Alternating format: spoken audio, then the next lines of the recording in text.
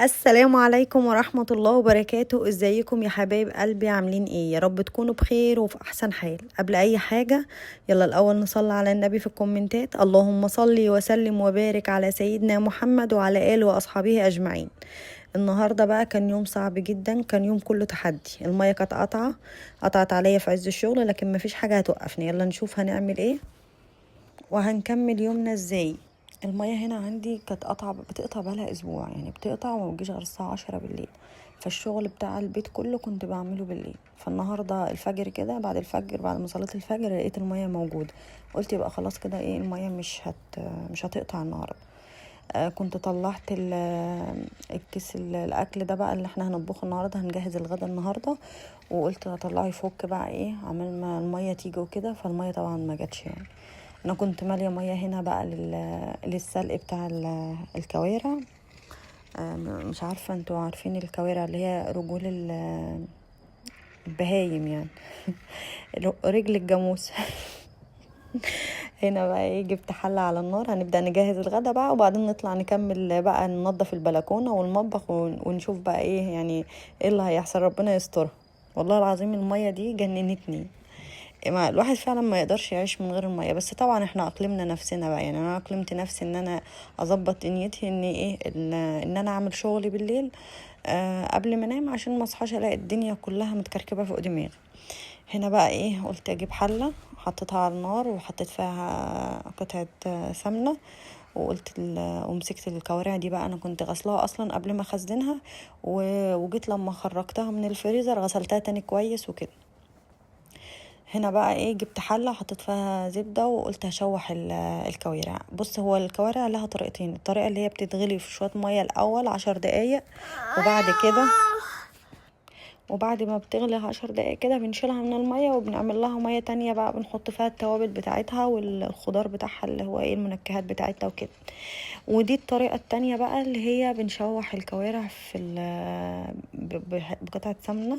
حاجة بسيطة سمنة، لان هي الكوارع دسمة، فبنحط حاجة بسيطة ونبدأ نشوحها مع البهارات بتاعتها. بصراحة انا حبيت الطريقة دي يعني اكتر من الطريقة التانية. يعني انا بعمل الطريقتين، دي اكتر طريقة عجبتني يعني.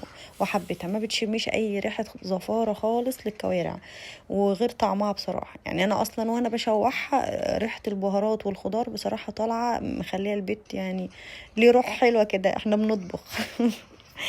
مسكت الاول زي ما انتم شايفين كده، ايه يا روحي. بشوح كده الكوارع واقلبها على الاتجاهات بتاعتها. عايز تشرب من بق؟ متاسفه، رجعت لكم. ابني لما بيلاقيني مشغوله في حاجه بيخترع حاجات.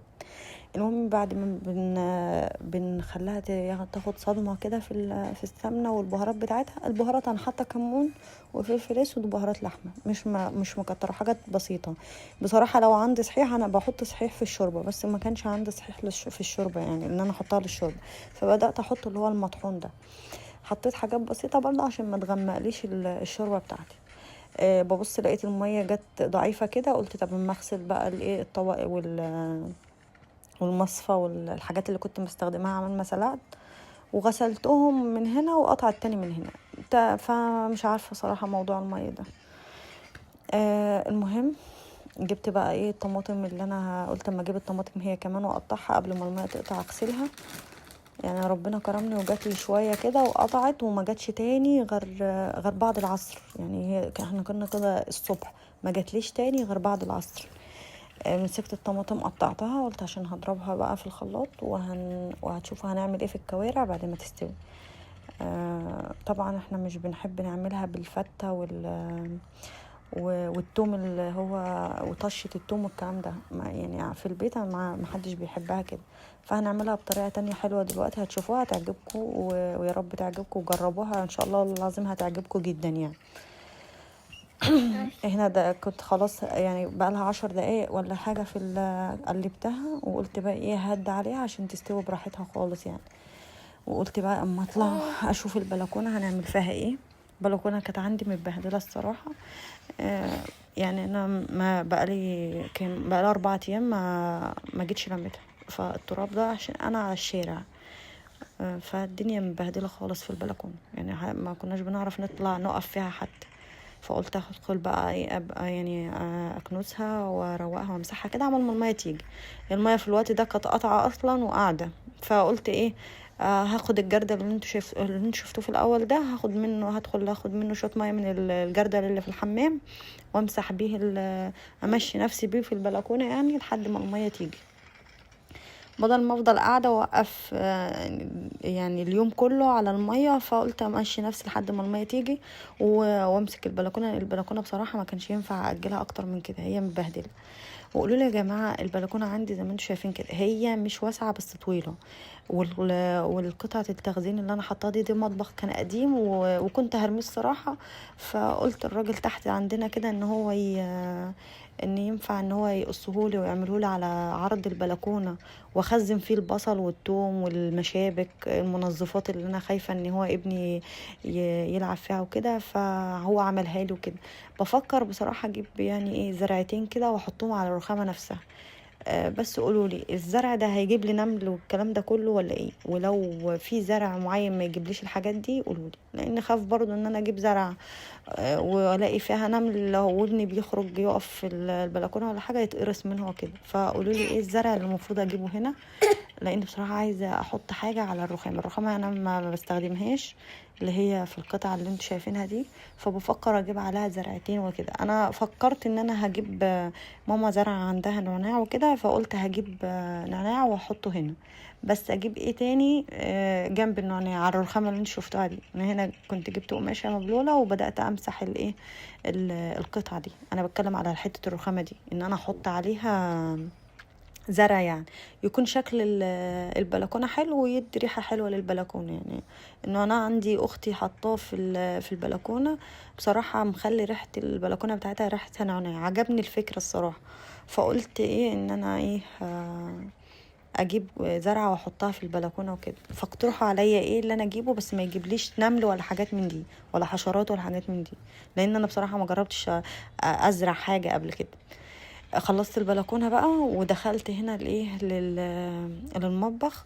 الميه لقيتها جايه ضعيفه، قلت هدخل اقطع البصل، ولقيت وهنا كانت اصلا يعني انا خلصت البلكونه وقعدت واستنيت شويه عما الميه تيجي، لقيتها جايه ضعيفه. فدخلت ابص على الكوارع، لقيت الكوارع استوت يعني بقت كويسه. قلت بقى خلاص اجهز الطاجن اللي هحطه في الفرن، واحطه في الفرن بقى لحد ما الميه ترجع تجيلي تاني وابدا اكمل تنظيف. هو كان يوم صعب، بس اللي هو كنت بحاول امشي نفسي بالميه اللي عندي وبس، ما كنتش بستهلكها كلها لاني خفت ان الميه لو هتطول ولا حاجه وتفضل الساعه 10 يبقى موجود ميه في الحمام وميه في المطبخ. يعني لو هعمل حاجه ولا كده الاقي ميه اغسل ايدي فيها، حاجه استخدمها. المهم يعني ايه ما كنتش بستهلك الميه اللي انا مخزناها كلها يعني. هنا جبت بصلايه وحطيت بقى التوابل بتاعتها، كمون وفلفل اسود وبابريكا وبهارات لحمه. الكزبره حتى حاجه بسيطه خالص من الكزبره زي ما انتم شايفين كده، حطيت سنه بسيطه من الكزبره. بدات بقى ايه هدعك كل الكلام ده كله بايدي في البهارات، يعني زي ما انتم شايفين كده هشبع البصل بالبهارات في كله مع بعضه كده. يعني هعصره يطلع ميته في قلب البقرات في قلب البهارات. والله الطريقه دي حلوه جدا، جربوها للناس اللي هي بتحب الكوارع والله العظيم، وحتى الناس اللي ما بتحبهاش هتحبها والله لما تعملي الطريقه دي. هنا بقى حطيت فصين توم سلام، ما دقتهمش يعني ما طحنتهمش يعني خليتهم سلام. هنا الكوارع كانت يعني خلاص كانت استوت خالص ما شاء الله. والله انتوا جوعتوني والله حلوه يا جماعه، جربوها للناس اللي ما بتحبهاش، جربوها هتعجبكم جدا جدا والله العظيم. هنا بقى ايه خلاص كانت استوت، بدات اخرج ال الكوارع بقى في طبق عشان ايه ارصها في الطاجن عشان نحطها ايه في الفرن. طبعا البصل ده المفروض ان انا بحط عليه قرن فلفل يعني او قرن شطه. طبعا انا ما كانش عندي ولا فلفل ولا شطه، فقلت كفايه بصل وطماطم اللي موجود نمشي نفسنا بيه، مش هنوقف يعني الاكل على حاجه معينه. مش هيقول لا يعني من غير الفلفل. بس يا حبيبي نزلت هنا زي ما انتم شايفين بقى على البصل الطماطم. اللي انا الطماطم دي انا بشراها مش ضربها في الخلاط، يعني طماطم اللي هي زي ما يكون بوريه كده، طماطم تقيله وما فيهاش قشر خالص ولا حاجه من دي. نزلت بقى بالكوارع في الطاجن. هنا بعد ما حطيته لقيت الطاجن ضيق، فقلت هغير الطاجن تاني عشان ده ما خدش كل كمية الكوارع، ولقيته يعني مخنوق فيه كده، فقلت احطه في الطاجن ده. وجبت طبق شوربه بقى وحطيت فيه ملح، الملح بتاعه ظبطت الحدق بتاعه وحطيته فين في قلب يعني سقسقت بيه الطاجن كده. هنا المفروض ان كان اغطيه بورق فويل، انا لقيت الورق الفويل عندي خلصان، فايه قلت لا يعني الجيش قالك اتصرف يعني. فجبت الصينيه الاكبر من الصينيه دي ورحت مغطياها بيها ورحت مشغله الفرن وحطه. هنا بقى كان بعد العصر، المية بدأت يعني تيجي زي ما انتم شايفين كده. بدأت بسرعة، قلت ايه اغسل بسرعة المواعين اللي انا استخدمتها في تجهيز الطاجن وكده، علشان خاطر ايه ما يبقاش فيه مواعين. لو المية قطعت هيبقى هما ومواعين العشاء وهتبقى ليلة. فقلت ايه الحق المية وهي موجودة اغسل الشوية دول. بصوا يا بنات، لو واجهتكم مشكله زي الميه عندي كده او اي حاجه عطلت يومكم، ما تخلوش ينكد عليكم، يعني ما تخلوش الحاجه اللي حصلت دي تنكد عليكم. اتعلمي تفكري في البدائل بسرعه وتتاقلمي عليها. يعني الرضا بالمقسوم بيفتح لنا ابواب مقفوله كتيره. المهم ان احنا بنحاول وبنسعى، والنتيجه دي بتاعت ربنا. عفري مع يومك بس بقلب راضي. يعني مش مثلا صحيت الصبح لقيت المية مش شرط مية، انا عارفة ان اي حاجة تحصل مشي دنيتك بقى، يعني اقلمي نفسك على الوضع اللي حصل معلش ابني مصمم يعكنن عليكم في الفيديو. يا ابني ما يبقاش انت والمية. معلش يا جماعة بقى، انتوا طبعا عندكم اطفال وعارفين اما العيل خلاص بدأ الزن والندب، خلاص ما بنعرفش نقول له ستوب. المهم هنا بقى كنت خلاص المية كانت جت شوية، قلت بقى الحق بسرعة ايه اظبط الدنيا قبل ما تفصل تاني وتوقف حالة تاني. بس طبعا او هي شغالة كده مليت ايه طبق كبير كده ايه وحطيته على الرخامة، قلت عشان لو فصلت اقدر يعني اكمل تجهيز الحاجات اللي انا هخلصها للغدا عشان نتغدى بقى، ونبقى نركن مواعين الغدا بقى بعد ما تيجي يعني. فالمهم نتغدى بقى، نوصل لمرحلة نوصل لمرحلة الغدا. والله العظيم كان يوم صعب عليا جدا، اللي هو ما فيش يعني انت بتشتغلي وبتعافري مع الظروف، بس يلا الحمد لله. هنا بقى قلنا ايه، انا كنت طبعا ماليه ميه، الميه قطعت، فكنت ماليه ميه، فبقيت اجيب الكوبايه كده وادلق قلت اما امسح بقى ارضيه المطبخ بالميه اللي انا كده خلصت المطبخ والحمد لله، ومليت الكون من الميه للشرب. فقلت بقى شويه الميه اللي انا مخزناهم على الرخامه دول، قلت يعني ان انا ايه امسح الطرقه بالمطبخ، ولما تيجي بقى اغسل بقيه المواعين. حتى مليت البراد اللي هو بتاع الشاي عشان خاطر محتاج ميه وكده الاقي الشاي، لان الشاي مهم. بعد الاكل الشاي مهم، يعني انا ممكن استحمل اي حاجه الا موضوع الشاي ده. فمليت البراد وقلت ايه خلاص ايه لحد ما الميه تيجي كده. بدات برضو ايه امسح، شايفين كده برقت ميه وقعدت بقى ايه ادعك بالمقشه كده ايه في ارضيه المطبخ، قلت علشان يبقى الدنيا طراوه. انا طبعا بفرش هنا سجاده في المطبخ، ما عدتش بفرشها الصراحه الفتره دي، يعني من ساعه ما الجو بدا يحرر قوي ما عدتش بفرشها خالص. يعني جايبه قطعه كده بفرشها خفيفه خالص كده، بشيلها واحطها كل يوم بمسح المطبخ. يعني المطبخ هو اكتر حاجه بيتمسح كل يوم، حتى لو هو مش متبهدل، بس بيدي طراوه ان انا اقدر اقف فيه وانا بطبخ يعني. وهنا بقى الطرقه قلت اما اجيبها هي كمان، لان انا كنت شايله الفرش المشايه بتاعتها. الطرقة عندي هنا طويلة، يعني تقريبا 6 متر تقريبا او 5.5 مش فاكرة، بس هنا السلك اللي انتوا شايفينه ده بتاع الدش. السلك ده موصلين من هنا، لان المكان بتاع الدش في الصالة بايظ، فاحنا موصلين من اللي هي الوحدة بتاعته كلها هنا. فالسلك ده رخم، فاحنا بنحط السلك ده تحت الرخام. شايف بقول لكم المية قطعت تاني عليا. هنا كنت خلاص الغدا في الفرن، وخلصت المطبخ وخلصت الطرقة وخلصت البلكونة وخلصت كل حاجة، وقلت فاضل الاكل بقى هنغرف ووقت ما المية تيجي بقى براحتها نغسل مواعين الغدا. وطلعت بقى قلت اطلع الطرقة هي كمان افرش المشاية بتاعتها. بصراحة هي تقيلة جدا، يعني انا عايزة اجيب للطرقة دي اللي هي الحافظات اللي هي الخفيفة دي، هتبقى سهلة الصراحة عندي، دي بلوى الصراحة.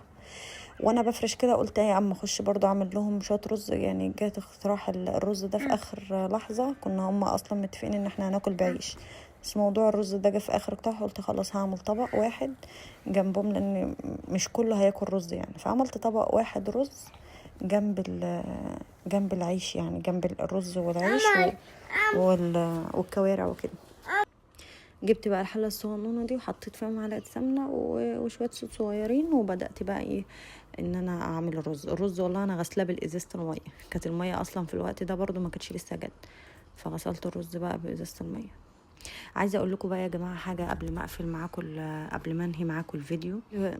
كل واحدة فينا يعني بيعدي عليها ايام صعبة، ويمكن ساعات نحس اننا مش قادرين نكمل. انا كمان بيجي عليا ايام بتعب فيها، بيقابلني ظرف زي اللي شفته النهارده ده، ميه بقالها اسبوع والله العظيم مجنناني، وكل الشغل اللي كنت بعمله الصبح بقيت بعمله بالليل. لكن الحمد لله الواحد بيتعلم يتأقلم ويحمد ربنا على كل حال. وعايزه اقول لكل واحده بتتفرج عليا ما تضغطيش على نفسك ان لازم كل حاجه تبقى كامله. اعملي اللي تقدر عليه، ولو خلصت حاجه واحده بس النهارده احمدي ربنا عليها. خطوه صغيره كل يوم احسن من اننا نستنى اليوم المثالي اللي يمكن ما يجيش. وما تنسيش ان بركة البيت مش في انه يبقى البيت مثالي، بركة البيت في الذكر والرضا وحمد ربنا على النعم اللي عندنا. الحمد لله دائما وابدا.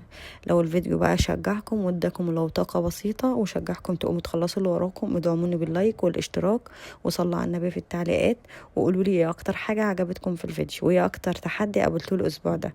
بحب اقرا كل تعليقاتكم وبفرح بها جدا والله العظيم. ربنا يفرح قلوبكم ويرضيكم زي ما انتم بتفرحوا قلبي وبتجبروا بخاطري في التعليقات.